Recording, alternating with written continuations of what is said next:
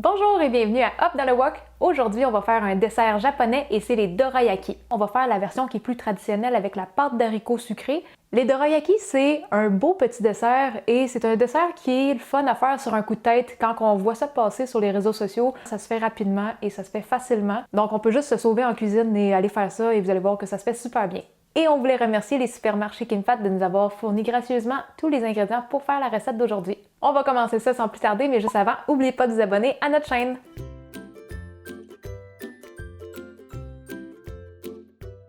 La première chose à préparer, c'est si jamais vous voulez faire la version avec la pâte d'haricots sucrée. Moi, c'est quelque chose que je pars plus tôt le matin parce que c'est très facile à faire, mais ça prend quand même à peu près une heure et quart, juste parce qu'il faut quand même cuire des haricots qui sont secs. Mais pour faire ça, c'est vraiment super simple. On va avoir besoin d'une tasse d'haricots Adzuki. On va les mettre dans un petit chaudron et on va juste les couvrir avec de l'eau. On va amener ça à ébullition et on va faire bouillir pendant 5 minutes.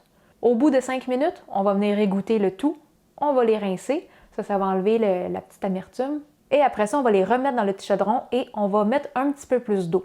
On va remettre ça sur le feu. On va amener ça à ébullition. Et dès que ça se met à bouillir, on va descendre le feu pour une cuisson un petit peu plus lente. On veut vraiment juste faire mijoter ça. On va mettre un couvercle et on va laisser ça mijoter pendant 1 heure. Et pendant cette heure-là, assurez-vous que ça mijote. On voit qu'il y a du mouvement sur l'eau, mais il ne faut pas non plus qu'il y ait des bulles qui se forment qui viennent toucher au couvercle. Quand ça fait 1 heure, on va venir égoutter le tout. On va remettre les haricots dans la casserole et on va ajouter la tasse et demie de sucre. On va monter le feu pour un feu un petit peu plus élevé et on va remuer le tout pour un 10 à 15 minutes environ. La pâte d'haricots, elle va sembler encore liquide pendant un petit moment, mais quand on est en train de brasser puis qu'on voit qu'avec la cuillère, on passe puis il y a un vide qui se remplit pas vite, on peut tout de suite enlever la casserole du feu. Vous allez voir que ça va quand même beaucoup s'épaissir en refroidissant. Comme vous pouvez voir, ici, j'ai une pâte qui a été réfrigérée et ici, j'ai la pâte qu'on vient juste de faire. Vous allez voir que ça devient vraiment plus ferme en refroidissant, donc attendez pas que ça soit une pâte à la cuisson. Retirez-la quand c'est encore un peu liquide.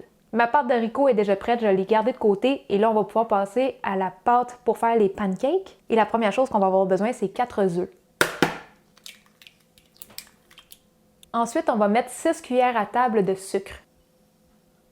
Et là, on va remuer tranquillement. On ne veut pas trop remuer au point de faire de la mousse. On veut juste remuer jusqu'à temps que le sucre soit complètement dissous. Normalement, je vais brasser pendant environ 4 à 5 minutes. Je vais essayer de venir défaire comme les parties de blanc qu'on voit ici. Je ne veux pas avoir des gros morceaux, mais je veux juste pas venir fouetter au point où ça fasse comme une grosse mousse. Une fois que le sucre est bien dissous, on va ajouter 2 cuillères à table de miel. Et on va mettre aussi 1 cuillère à thé d'essence de vanille. On va remuer. Ensuite, on va avoir besoin de mettre 180 g de farine tout usage qu'on va venir tamiser. Si vous avez besoin des mesures en tasses, normalement, 180 g, c'est 1,5 tasse, mais ça, c'est si la farine est vraiment bien tamisée. Si votre farine est compactée dans vos tasses à mesurer, ça va être un peu moins que ça. Si jamais vous avez besoin de quelque chose de plus précis en tasse, allez voir sur le blog, on va vous mettre un petit peu plus de détails là-dessus. Et on va ajouter en même temps 2 cuillères à thé de poudre à pâte qui est de la levure chimique.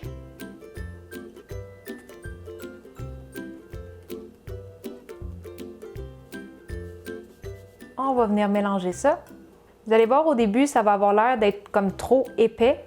Vous allez voir, ça va se replacer. Et là, on va remuer jusqu'à temps qu'il n'y ait plus aucun grumeau. Une fois que vous avez atteint cette texture de pâte-là, on va ajouter de l'eau. Pour l'eau, ça peut varier entre 3 et 4 cuillères à table. Ça va dépendre de la grosseur des œufs. Des fois, c'est mieux de commencer avec 3 cuillères à table. Et si vous voyez que votre mélange est un petit peu trop épais, vous pouvez juste venir ajouter une autre cuillère. Moi, aujourd'hui, je vais y aller directement avec 4. Et idéalement, prenez de l'eau froide. Parce que si vous prenez de l'eau tiède ou chaude, ça va faire activer votre poudre à pâte et ça va moins lever à la cuisson.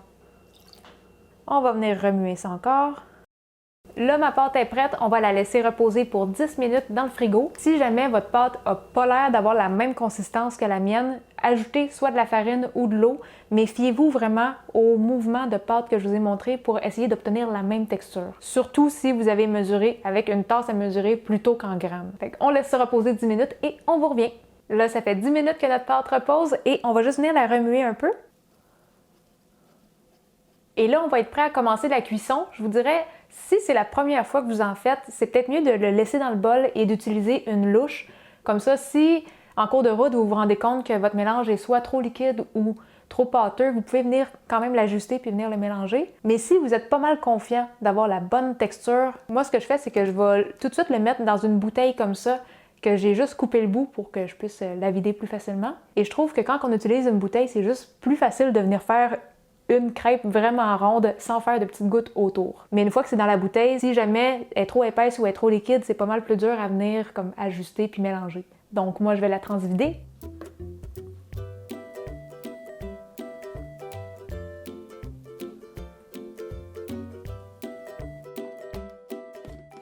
Ma pâte est prête. Et là, moi, je vais utiliser un petit poêlon à crêpes. Vous pouvez prendre n'importe quel poêlon anti-adhésif. Et aujourd'hui, je vais utiliser mon petit four au gaz. C'est pas nécessaire, vous pouvez prendre votre four ordinaire. C'est juste que mon petit poêle à crêpes, il fonctionne pas avec mon four à induction, fait qu'il faut que j'y aille avec ça. Pour la cuisson, on n'a même pas besoin de venir mettre de l'huile. C'est pour ça qu'on a besoin quand même que ça soit un poêlon anti-adhésif. Et on va mettre ça à feu très très doux, parce qu'on veut pas que la crêpe brunisse trop vite en dessous. On va allumer ça et on va descendre la flamme vraiment au minimum. Ah oui, et on va aussi garder une petite grille à côté, parce que chaque fois qu'on va finir une crêpe, on va la laisser refroidir sur une grille pour que l'air puisse circuler en dessous. Si vous faites juste la laisser sur une assiette, ça se peut qu'il y ait de la condensation qui se crée et ça fasse des crêpes un peu mouillées. On est prêt à commencer, on va faire une première crêpe. Et moi, je trouve que quand on fait verser tranquillement le mélange, ça fait une plus belle cuisson, plutôt que d'essayer d'étaler la crêpe plus rapidement. Et là, on va essayer de toutes les faire à peu près égales. C'est pas grave s'il y en a qui sont une petite affaire plus petite que d'autres. Et ça, c'est à peu près la grosseur que je veux. On va la laisser cuire tranquillement. Et dès qu'on va commencer à voir apparaître des petites bulles, c'est signe qu'on peut la retourner. Si on voit que ça colle comme ça, c'est que c'est pas tout à fait prête encore à tourner. Là, il y a un petit peu plus de bulles. Si vous voyez qu'il y a une petite bordure comme ça qui s'est créée en dessous, c'est vraiment pas grave, on peut venir soit la couper ou la déchirer. En dessous, ça a l'air de ça. Fait que le deuxième côté que cuit, le côté le plus plat, on va venir le mettre sur la grille. Il va y avoir un côté qui va être plus bombé, lui, ça va être le beau côté qu'on va garder pour en haut. La première pancake, c'est vraiment comme quand on fait des crêpes. C'est jamais la plus belle. Ça se peut que vous ayez besoin d'un peu d'ajustement. Si vous avez un grand poêlon, vous pouvez en faire plus qu'une à la fois. Moi, c'est juste parce que je suis perfectionniste et j'aime mettre toute mon attention sur une crêpe pour être sûre de bien la réussir. Mais si vous voulez être plus efficace que ça, vous pouvez. Là. On va commencer la deuxième crêpe. Encore une fois, j'aime ça le verser doucement. Puis quand vous arrivez à peu près à la même grosseur de crêpe que la première, vous arrêtez.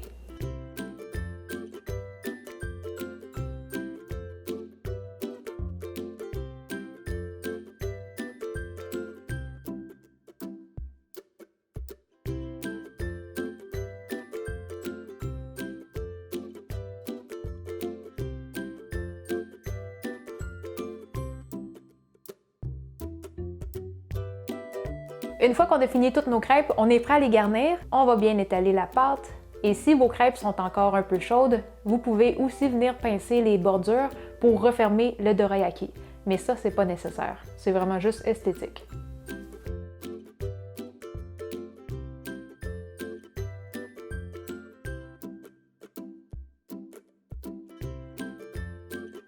On a fini d'assembler nos dorayaki et c'est maintenant le temps de goûter.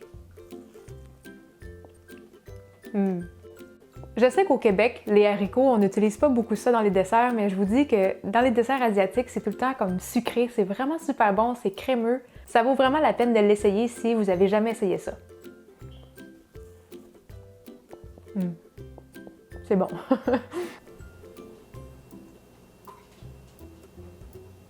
Les haricots azuki permettent d'avoir plus de nuances dans les saveurs, c'est plus équilibré. On peut goûter le goût de la crêpe et des haricots aussi.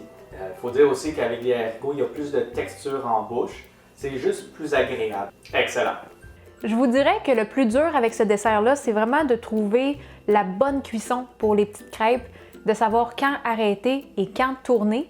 Parce que si on tourne la crêpe trop vite, ça va comme tout coller sur notre spatule ou ça va tout éclabousser un petit peu sur le poêlon. Mais si on attend trop avant de la tourner, ça va faire une crêpe qui est un peu trop foncée et ça va faire aussi une pâte qui est plus sèche. Fait que amusez-vous à faire des tests, faites des crêpes qui sont un petit peu plus pâles et un petit peu plus foncées, voir laquelle texture que vous préférez. Parce que oui, il y a une différence aussi en bouche. Si vous avez besoin de la recette écrite, elle va être disponible sur notre blog et on va mettre le lien juste en dessous de la vidéo. Et si vous voulez nous aider en contribuant à la chaîne, c'est possible avec notre page Patreon. En devenant contributeur, ça va vous donner aussi accès à des petits bonus d'extra. Si vous faites les dorayaki ou n'importe quelle autre de nos recettes, envoyez-nous des photos sur notre groupe Facebook et c'est aussi la meilleure place pour poser des questions si vous en avez. Le groupe s'appelle Cuisine asiatique fait maison. N'oubliez pas de vous abonner à notre chaîne YouTube et sur ce, on se dit à la prochaine. Bye bye!